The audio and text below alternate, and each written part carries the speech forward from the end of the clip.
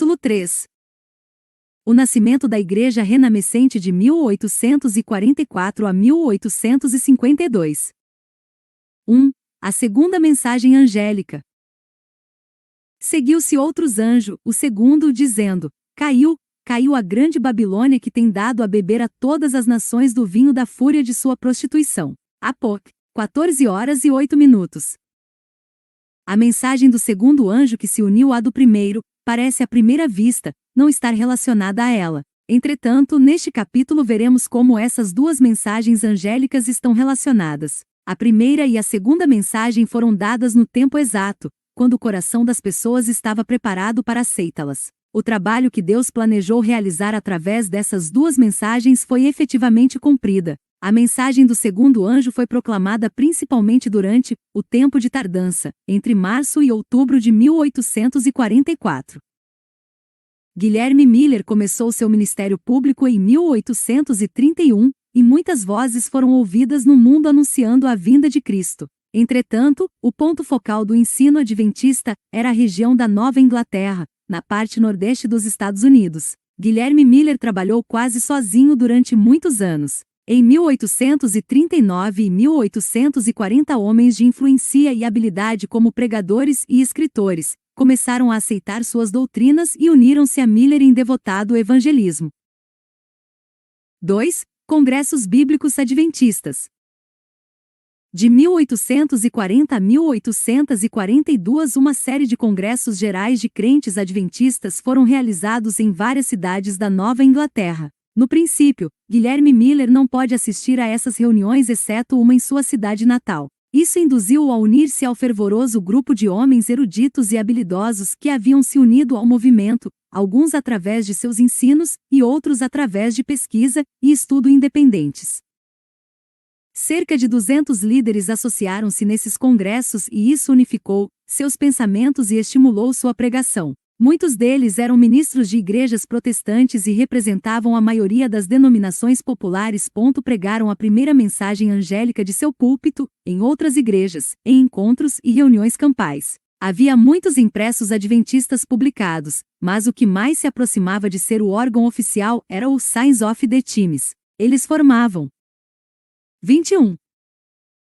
A Associação Adventista, sem que, com isso, deixassem de ser leais às suas denominações ou congregações. As doutrinas comumente discutidas nos congressos e então ensinadas ao povo, tão familiares a nós eram: a natureza ou maneira da vinda de Cristo nas nuvens do céu, os sinais de sua vinda, como o dia escuro, a chuva de meteoros e as condições de desordem reinantes, as profecias do Apocalipse, terminando com os 3 ais e sua confirmação, observada na perda de independência do Império Otomano, em 1840. Os 1260 anos de domínio papal, terminando com a prisão do Papa em 1798. Outras profecias relacionadas ao tempo. Os 2300 anos de Daniel, 8h14. A interpretação pré-milenialista da vinda de Cristo, cerca de 1843.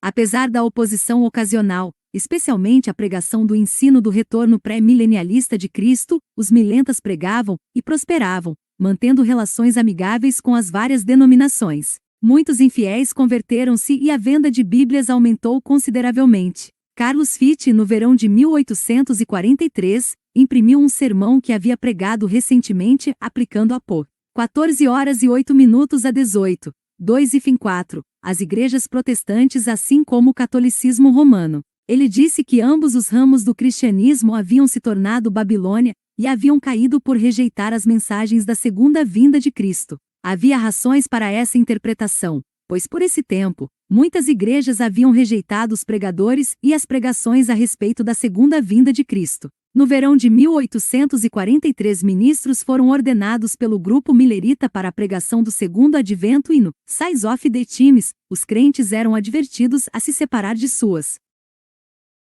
congregações. Ao mesmo tempo, os dirigentes das diversas igrejas pediram aos que simpatizavam com o movimento millerita que abandonassem suas crenças no pré-milenialismo, crença na vinda do Senhor antes do milênio, ou do contrário, seriam excluídos da congregação. Um exemplo disso é a família Harmon. Ellen White recorda a experiência de sua família, no livro Life Sets pp. 50-53.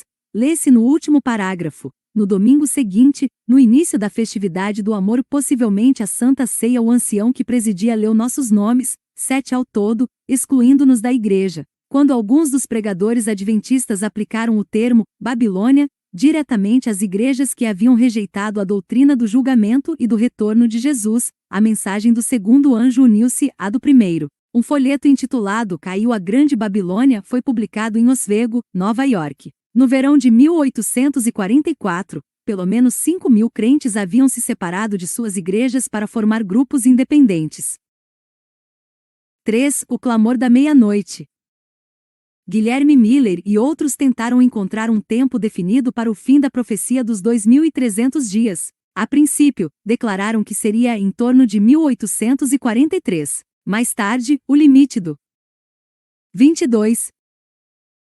Tempo foi marcado para 21 de março e então 18 de abril de 1844, fim do ano judaico de 1843. O tempo passou sem que nada de especial acontecesse. O primeiro desapontamento foi um golpe para os crentes, seguido por um período de silêncio, o tempo de tardança da parábola das 10 virgens, como a experiência foi mais tarde interpretada. Após o desapontamento, estudiosos voltaram aos livros e descobriram o erro. Os 2.300 anos deveriam incluir os anos completos de 457 a.C.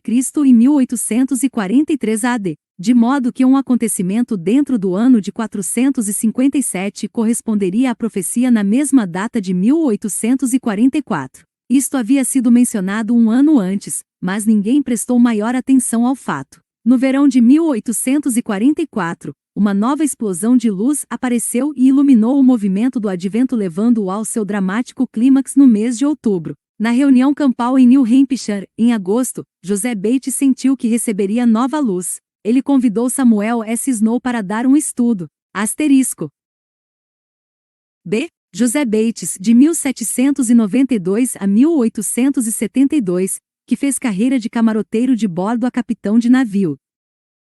Se aposentou do mar antes que a primeira mensagem angélica o alcançasse. Deus havia estado a dirigir sua vida, pois sempre fora um homem de princípios corretos e amante do direito e da verdade. Ele havia deixado de usar álcool e fumo enquanto navegava pelos mares. Era membro da igreja cristã e com cerca de 50 anos havia sido chamado para pregar. Foi o organizador das primeiras sociedades de temperança da América. Dedicou todos os seus recursos na obra, até que, por ocasião do grande desapontamento, pouco dinheiro lhe restava. Depois disso, viveu principalmente pela fé. Foi o primeiro dos líderes que mais tarde tornaram-se ministros adventistas do sétimo dia a aceitar a verdade do sábado e a apresentá-lo a outros obreiros e fiéis. Escreveu também o primeiro tratado abrangente sobre o sábado que foi publicado. Dedicou a maior parte de seu tempo viajando ao oeste que ainda não havia sido trabalhado, mesmo durante a neve do inverno do Canadá e em todas as partes do leste americano.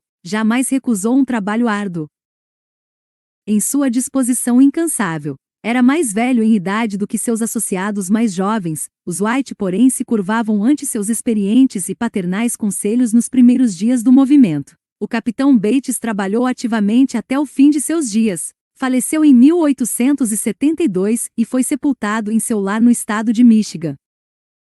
C. John Nevins Andrews, de 1829 a 1883, tinha apenas 15 anos de idade quando passou pelo grande desapontamento. Começou a pregar aos 21. Esteve entre os primeiros líderes a aceitar a verdade do sábado. Era um estudante diligente e um hábil escritor. Seu livro mais conhecido é A História do Sábado. Destacou-se também por ser um bom organizador. Foi ele que começou a estudar e investigar qual o plano de Deus para financiar a pregação do Evangelho. A partir de sua pesquisa, desenvolveu-se o plano do sistema de dízimo que hoje conhecemos. Em agosto de 1860, ele sugeriu publicamente que os irmãos deveriam encontrar-se para discutir a organização da igreja. Como resultado, formou-se a Associação de Publicações Adventista Review e o nome Adventista do Sétimo Dia foi escolhido pela igreja. Andrews foi enviado à Europa como o primeiro missionário, a lema oficial da Igreja Adventista em 1874, parcialmente devido ao fato de ser um bom linguista. Ali ele lançou os fundamentos da obra adventista. 23. J. N. Andrews foi o terceiro presidente da Associação Geral. D. John Norton Logorogue, de 1832 a 1924, pregou para os adventistas desde a idade de 16 anos, embora não tenha ouvido a mensagem do sábado até 1852, quando J. N. Andrews explicou-a tão claramente que imediatamente a aceitou. Trabalhou com M. e Cornell na década de 1850 antes que os ministros recebessem salários, servindo em qualquer tarefa que pudesse encontrar por 4 ou 5 dias por semana e pregando o resto do tempo. E John Binghamton, 1798-887, é mais lembrado como o primeiro presidente da Associação Geral. Ele tinha sido ministro metodista antes que conhecesse as 3 mensagens angélicas, uma das primeiras escolas sabatinas e a primeira escola adventista, iniciadas em 1853, foram realizadas na casa de Binghamton em Bucksbridge, Nova York. A professora era sua filha Martha. Os primeiros guardadores do sábado reuniram-se em sua propriedade, na qual ele construiu uma igreja adventista. F.J. H. Wagoner, de 1820 a 1889, aceitou a mensagem do advento em 1852, e está entre os que pediram por uma organização da igreja em 1860. Ele era um dos líderes entre os adventistas guardadores do sábado. Trabalhou no Oeste, principalmente como editor de Signs of the Times. Mais tarde serviu na Europa e morreu na Suíça. G. Urias, de 1832 a 1903, e N. de 1828 a 1855, Smith foram 2 promissores jovens irmão e irmã que lecionavam quando o Senhor os chamou para trabalhar para ele. Anne Smith respondeu como resultado de um sonho sobre o irmão José Bates, a quem ela ouviu falar logo após. Era uma obreira ardente, mais lembrada por seus poemas, muitos dos quais usados como hinos. Sua vida findou prematuramente em 1855, como resultado de tuberculose. Urias Smith aceitou a mensagem aproximadamente no fim de 1852, mais de 10 anos depois de sua irmã, e entrou para a obra de publicações. Foi ordenado ministro do Evangelho e passou a maior parte de sua vida como editor da Review and Herald e escritor, Thoughts on Daniel and the Revelation, Pensamentos sobre Daniel e Apocalipse, é a obra pela qual ele é mais lembrado. Em 1888 foi um dos líderes na discussão sobre a justificação pela fé, e um dos proeminentes eruditos da Bíblia.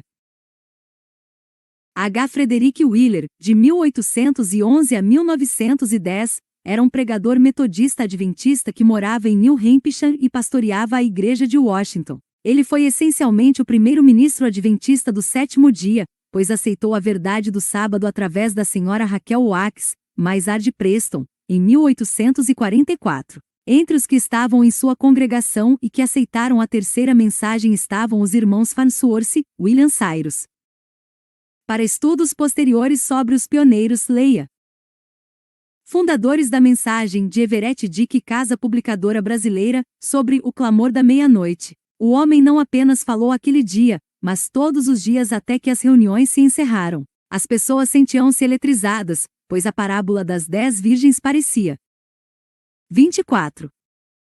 Aplicar-se a eles. O irmão Snow explicou que o povo do advento havia esperado o Senhor na primavera daquele ano, mas foram forçados a esperar mais, assim como na parábola. A profecia dos 2.300 dias deveria terminar na primavera de 1844, no fim do ano judaico de 1843, se o decreto de Artaxerxes houvesse sido promulgado no primeiro dia do ano judaico de 457 a.C.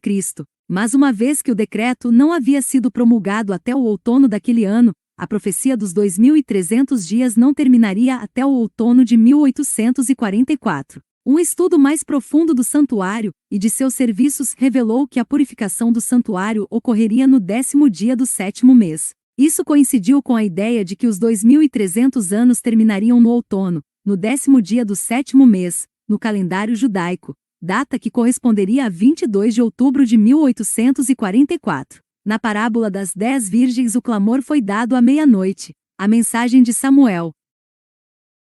Snow, no meio do verão, parecia corresponder ao clamor da meia-noite. A realidade dessas verdades prendeu o coração das pessoas e elas saíram da campal para anunciar as boas novas a todos os recantos. Eis o noivo, sai-lhe ao encontro. O clamor da meia-noite foi dado durante o tempo de tardança. Os 50.000 crentes adventistas impressionaram-se tanto com a certeza de que o Senhor viria que muitos não cultivaram seus campos porque pensavam que ele viria antes da próxima colheita. Passaram o tempo proclamando a mensagem da vinda de Jesus. 4. O grande desapontamento.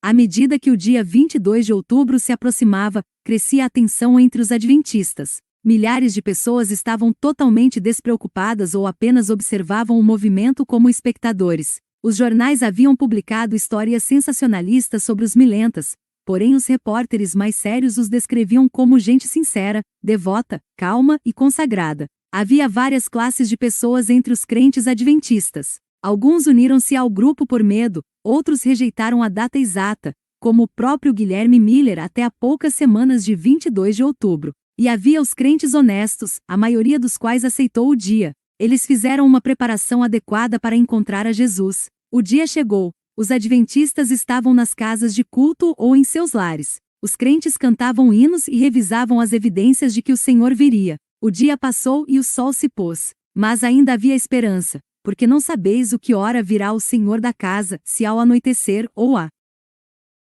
meia-noite, ou ao canto do galo, ou pela manhã. Marque, 13 horas e 35 minutos. Finalmente a meia-noite passou. Lágrimas caíam dos olhos dos crentes à medida que ofereciam orações. Estavam desconsolados e perguntavam-se uns aos outros: falharam as Escrituras? Um estudo diligente da Bíblia, feito posteriormente, revelaria que o tempo da profecia estava correto, mas o evento que teria lugar havia sido interpretado incorretamente. Iran Edson disse: há um Deus no céu. Ele tem se revelado a nós em bênção, em perdão, em redenção, e ele não falhará agora. Breve, em algum momento, esse mistério será revelado. Muitos mileritas se separaram logo após o desapontamento, embora um grande grupo ainda se mantivesse unido por vários anos. Tornaram-se os adventistas evangélicos, crendo na doutrina do estado consciente dos mortos e no inferno de fogo eterno. Gradualmente esmoreceram até a extinção. Outro grupo que cria no estado inconsciente dos mortos, mas continuou a observar. 25. O domingo tomou o nome de cristãos adventistas. Esta igreja ainda existe. Formaram-se ainda outros grupos com ideias diferentes e alguns caíram no fanatismo. Interessamo-nos principalmente pelo grupo que inclui Iran Edson, José Bates, James White e Ellen Armon. Eles formaram o núcleo da igreja remanescente. James e Ellen casaram-se em 30 de agosto de 1846. Os que formaram esse núcleo dividiram a amargura e o sofrimento do desapontamento com outros crentes. A maioria dos que se uniram na casa da fazenda de Edson voltaram tristes para seus lares na manhã de 23 de outubro. Edson e alguns amigos foram ao celeiro ali e se reuniram em oração. Isso lhes deu segurança de que o Senhor lhes mostraria a direção. Após o desjejum, Edson disse a um dos crentes, O.R.L. Crozier, que havia ficado: vamos confortar os irmãos com essa certeza. Os dois homens caminharam pelo campo, onde o milho de Edson havia permanecido sem ser colhido. Seguiam meditando, pensando no desapontamento. Mais ou menos na metade do campo, Edson parou. Parecia ver o santuário no céu e Cristo, o sumo sacerdote, indo do lugar santo para o Santíssimo. Vi clara e instintamente, escreveu Edson mais tarde, que ao invés de nosso sumo sacerdote sair do Santíssimo do santuário celestial para vir à terra, no 10º dia do 7º mês, ele pela primeira vez entraria. Naquele dia, no segundo compartimento do santuário ali, ele teria uma obra a fazer antes de voltar à terra. A purificação do santuário marcava o início do juízo investigativo. Seu companheiro havia atravessado o campo, mas na cerca ele olhou para trás. Vendo Edson muito longe, chamou: Irmão Edson, por que você parou? Edson disse: O Senhor respondeu nossa oração matinal. Alcançando seu amigo, ele lhe contou a respeito da nova luz que tivera. A experiência no campo de milho levou esses homens e outros a estudarem intensivamente o serviço do santuário dado a Israel e o significado da doutrina dos 2.300 dias. Eles publicaram suas descobertas em periódicos adventistas e Iran Edson convocou uma conferência no fim de 1845. Agora o mistério estava resolvido e as datas confirmadas. A mensagem do terceiro anjo continuou como a verdade presente.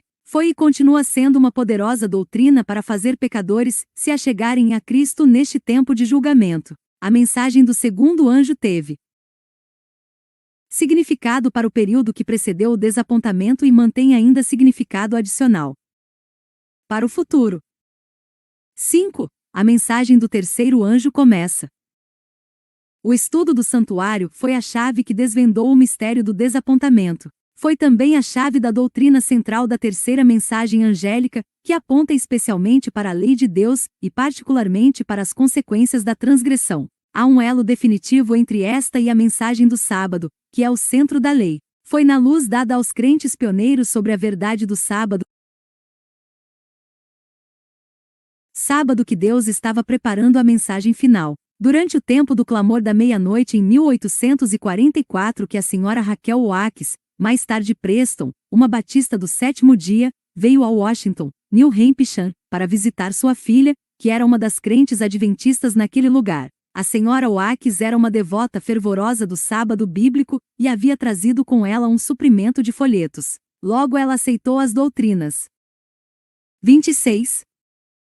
Adventistas e continuou também a guardar o sábado. Os folhetos que distribuiu silenciosamente também deram frutos. Em um culto de domingo pela manhã, um dos crentes adventistas, William Farnsworth, levantou-se e disse que estava convencido de que o sétimo dia era o verdadeiro sábado bíblico e que ele, de sua parte, estava disposto a guardá-lo. Vários outros expressaram que eram da mesma opinião, e dentro de poucos dias, praticamente todo o grupo de 40 membros tornou-se guardador do sábado. Nesse sentido, a Igreja de Washington, New Hampshire, foi a primeira igreja adventista do sétimo dia, ainda que a organização oficial da Igreja Adventista estivesse a alguns anos de distância. O primeiro-ministro a aceitar o sábado foi Frederick Wheeler, da congregação de Washington.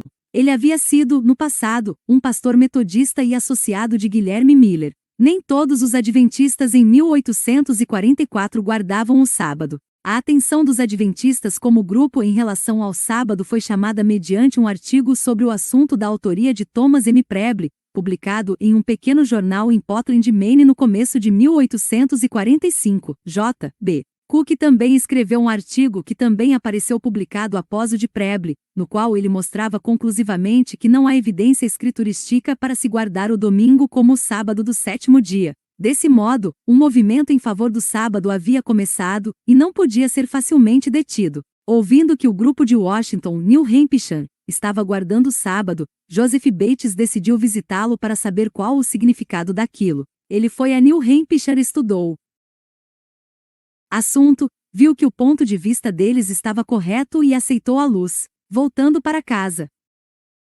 encontrou-se com o Sr. Hall, que o cumprimentou na ponte que ligava New Bedford a Fairhaven. Quais são as novas, Capitão Bates? As novas é que o sétimo dia é o sábado do Senhor nosso Deus. Bem, disse o Sr. Hall, vou para casa e lerei a Bíblia para ver o que descubro sobre isso. Assim ele fez, e da próxima vez que se encontraram, o Sr. Hall aceitou a verdade do sábado e passou a guardar o sétimo dia. The Great Advent Movement, pp. 39, 40, embora a verdade do sábado do sétimo dia tinha sido realçada outra vez em 1844, sempre houve guardadores do sábado ao longo de todas as épocas. Mesmo durante a Idade Média, grupos observavam o sábado do sétimo dia. Os batistas do sétimo dia preservaram fielmente a verdade do quarto mandamento por séculos, como vimos. Foi deles que os adventistas do sétimo dia aprenderam a verdade do sábado. 6. Os congressos sabáticos. A doutrina do sábado do sétimo dia logo tornou-se um teste para aqueles que desejavam unir-se aos adventistas guardadores do sábado. A leitura de um único artigo foi suficiente para convencer José Bates. Hiram Edson também aceitou prontamente a verdade do sábado. Frederick Wheeler e William Farnsworth precisaram apenas de uma introdução ao assunto e pouco tempo para o estudo, logo, tornaram-se guardadores do sábado. Tiago e Ellen não se impressionaram. 27. Com a importância da doutrina do sábado a princípio. Após seu casamento, os Vitts estudaram um panfleto que Bates havia publicado e logo aceitaram o sábado. Entretanto, aqueles foram dias difíceis para esses líderes, pois não havia unidade doutrinária. Pela providência divina, vários congressos foram realizados por esse tempo. Os crentes estudavam profundamente as Escrituras e comparavam texto com texto até se certificarem das doutrinas da Bíblia. Ao todo, foram 6 congressos bíblicos em 1848. Ellen White desempenhou um importante papel nessas reuniões. 7. O dom de profecia para a igreja remanescente. Quando em visão em Patmos, João viu símbolos das grandes eras da história do mundo. À medida que João contemplava o futuro, nas visões, ele viu o povo leal de Deus próximo ao fim dos tempos e presenciou a intensidade do conflito. Quando o profeta olhou mais atentamente, viu que essa igreja estava guardando os mandamentos de Deus. Viu também que havia uma direção especial através do espírito de profecia, pois o testemunho de Jesus é o espírito de profecia. Apô. 19h10, The Story of Our Church, p. 186. Desde o princípio, Deus tem mantido contato com sua igreja de várias maneiras. Sua liderança nem sempre é tão clara como a coluna de nuvem durante o dia ou a coluna de fogo durante a noite, mas seu povo tem se conscientizado de sua presença. O principal canal de comunicação entre Deus e seu povo tem sido através de seus servos os profetas. Conforme está predito em Apocalipse 12h17 e 19h10, a igreja remanescente devia ter o dom de profecia. Em janeiro de 1842, um mulato chamado William Foy, um batista de Boston, que, mais tarde, preparou-se para o ministério episcopal, recebeu uma visão a respeito dos remidos sendo conduzidos às glórias celestiais. Em fevereiro, uma visão semelhante foi dada a ele com instruções definidas para compartilhá-la. 3 dias mais tarde, após se sentir relutante em falar, relatou a visão à congregação de Boston. Após viajar extensivamente levando essa mensagem, Foy recebeu a terceira visão, poucas semanas antes do desapontamento. Um novo tema lhe foi mostrado. Ele viu 3 plataformas que indicavam a terceira fase da mensagem de Deus para aquele tempo. Em perplexidade, abandonou a obra pública e pouco depois morreu. No entanto, não há indicação de que ele tenha cometido pecado em não relatar essa visão. Asen Foss, um talentoso jovem adventista de Portland, Maine, recebeu uma visão poucas semanas antes do desapontamento. A visão incluía as 3 plataformas que foram mostradas a Foy. Foss foi advertido a respeito de algumas dificuldades que teria de enfrentar como mensageiro do Senhor quando relatasse a visão. Temendo o ridículo das pessoas, recusou-se a contá-la. A visão foi repetida com a advertência de que se ele recusasse o dom seria retirado dele. Por ter se negado uma vez mais, uma terceira visão lhe foi dada dizendo que o dom seria transferido para a mais fraca dos fracos. Embora tenha vivido até 1893, jamais recuperou o interesse na religião pessoal. Ellen Armon foi a terceira pessoa escolhida pelo Senhor para ser a mensageira ao remanescente. Em dezembro de 1844, 2 meses após o desapontamento, quando uma palavra segura, vinda do céu, era necessária aos crentes adventistas, Deus deu uma visão a Ellen, uma 28.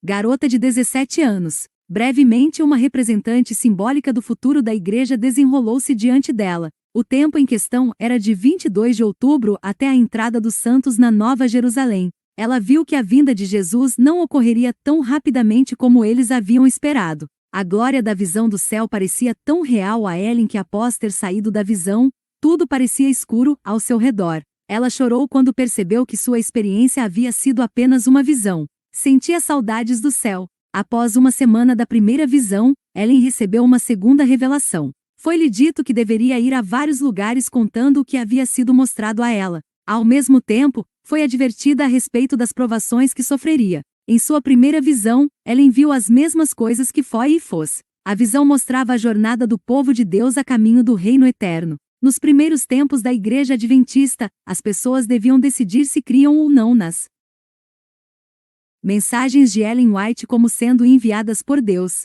Do mesmo modo hoje, as pessoas que se unem à Igreja Adventista do Sétimo Dia devem determinar em seu próprio coração se ela fala verdadeiramente quando declara que Deus a chamou para ser sua mensageira. Contudo, não temos motivos para duvidar porque a Bíblia dá provas importantes sobre a comprovação do dom profético de Ellen G. White. Há 4 provas bíblicas incontestáveis em sua vida e obra que se harmonizam com os testes da Palavra de Deus. Aprenda as 4 referências e testes. A. A lei ao testemunho. Se eles não falarem desta maneira, jamais verão a alva. Is. 8 horas e 20 minutos. Não há conflito entre as declarações feitas nos testemunhos para a Igreja e os ensinos da Bíblia. Ellen White eleva e magnifica a Bíblia de modo consistente. B. Pelos seus frutos os conhecereis. Mate, 7 horas e 20 minutos. A escola sabatina, a educação cristã, o estilo de vida saudável, a obra de publicações são apenas alguns dos frutos que têm sido produzidos na Igreja como resultado da orientação e conselhos da mensageira do Senhor. Por mais de 70 anos, Ellen White provou ser uma cristã genuína e uma líder sábia e confiável. Ela devotou sua vida à obra de Deus, jamais buscando posição ou riqueza.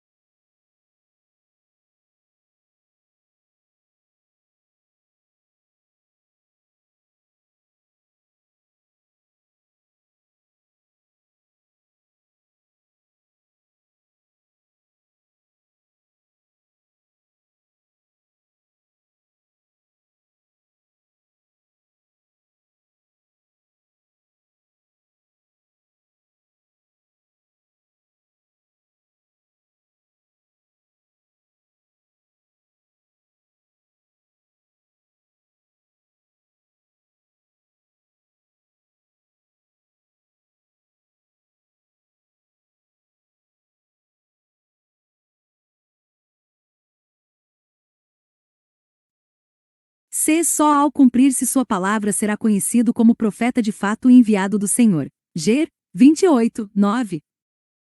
Há muitos profetas na Bíblia e há pessoas que, nas Escrituras, foram chamadas de profetas, mas não fizeram predições. Contudo, se o profeta faz predições, elas precisam se cumprir. Em 1844, Ellen White predisse que uns poucos periódicos em uma sacola cresceriam e seriam divulgados, tornando-se como torrentes de luz a iluminar o mundo. Hoje, a Igreja Adventista do Sétimo Dia opera cerca de 50 casas publicadoras. Há muitas outras predições que confirmam a veracidade de suas palavras, tais como o câncer é provocado por um vírus, e que o mundo se envolveria em um conflito internacional com a perda de esquadras e navios e milhões de vidas. Tudo isso confirma que suas palavras são verdadeiras.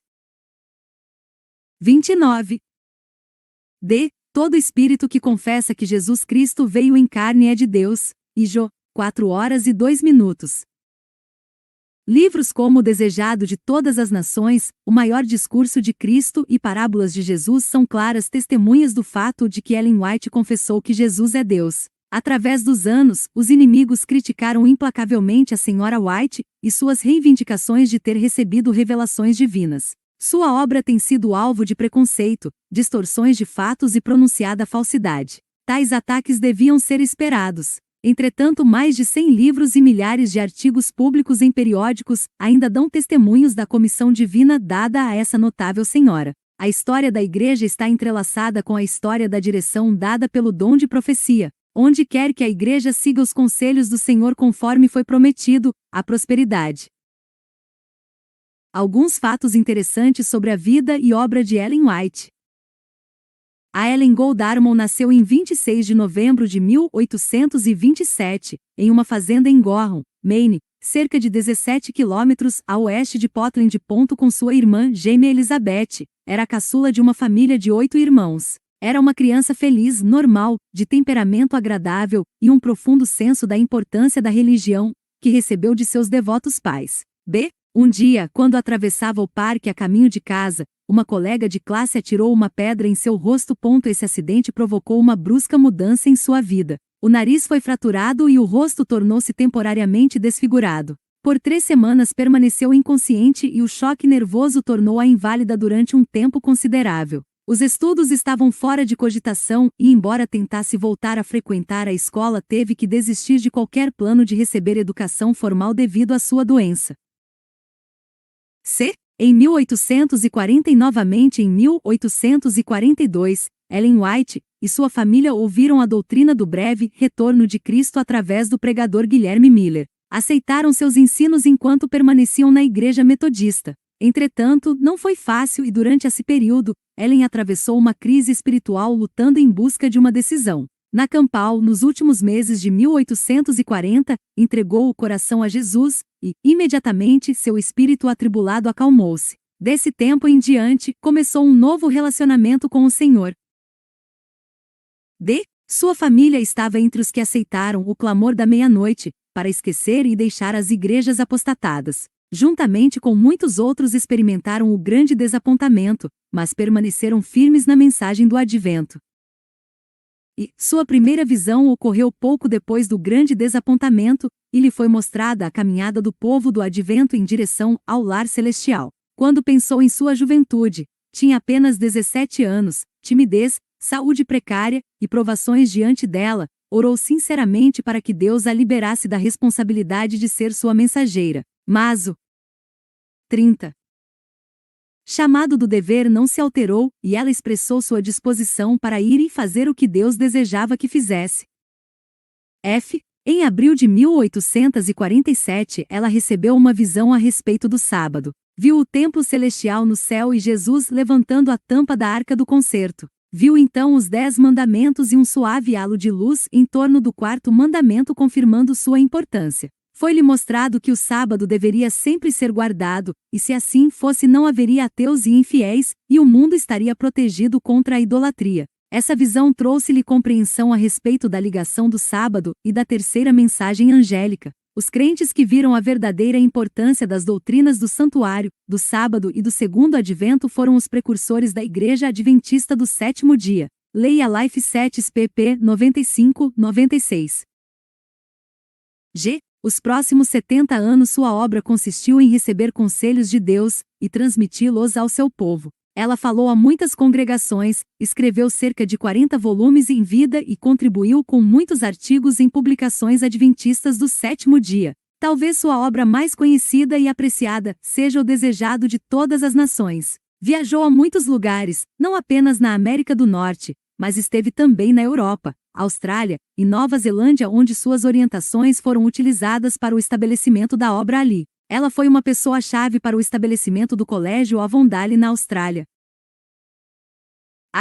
As mensagens que Ellen White recebeu de Deus foram dadas geralmente em forma de visão. Durante essas visões era evidente que ela estava sob controle divino. Olhava intensamente para algum ponto distante e toda a respiração cessava, porém suas feições não perdiam a cor natural, e a pulsação prosseguia num ritmo normal. Várias testemunhas oculares, inclusive doutores, atestaram que se tratava de um fenômeno sobrenatural.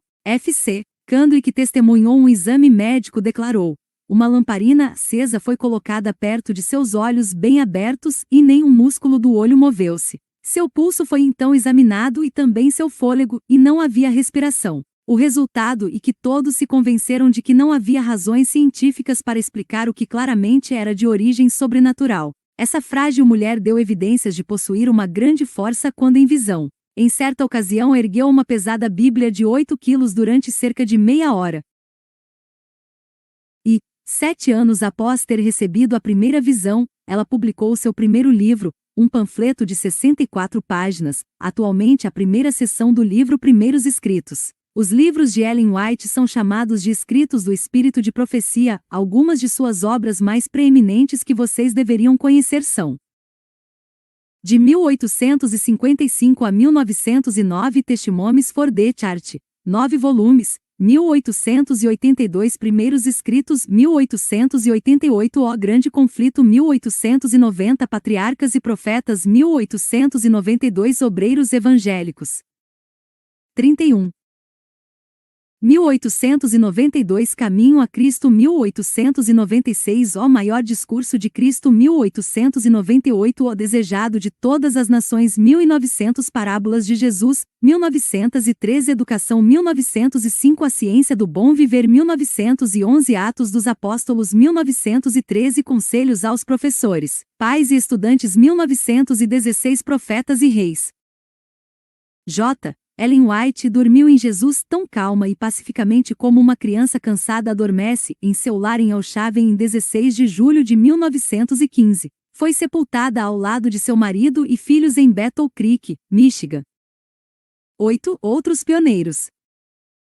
Tiago White, de 1821 a 1881, foi um ministro pioneiro do movimento adventista. Apesar de seus defeitos físicos, sentia que Deus queria usá-lo para advertir o mundo da proximidade do fim. Por isso saiu a pregar em vários lugares, levando a primeira mensagem angélica a muitas cidades. Era um orador persuasivo e ótimo cantor, mas acima de tudo era um líder em potencial. Tiago White, intrépido, hábil, com visão do futuro, laborioso líder da Igreja Adventista nascente que desempenhou importante papel nas primeiras décadas. Primeiro, esclarecendo e emoldurando as doutrinas, levando as pessoas a aceitá-las e observá-las. Segundo, promovendo e organizando o governo eclesiástico e terceiro, fundando e administrando instituições a Igreja como um corpo. A obra de publicações, educacional e de saúde que formaram os pilares dessa causa. Ele nasceu líder. Todos os seus cobreiros sentiam o poder dinâmico de seu espírito.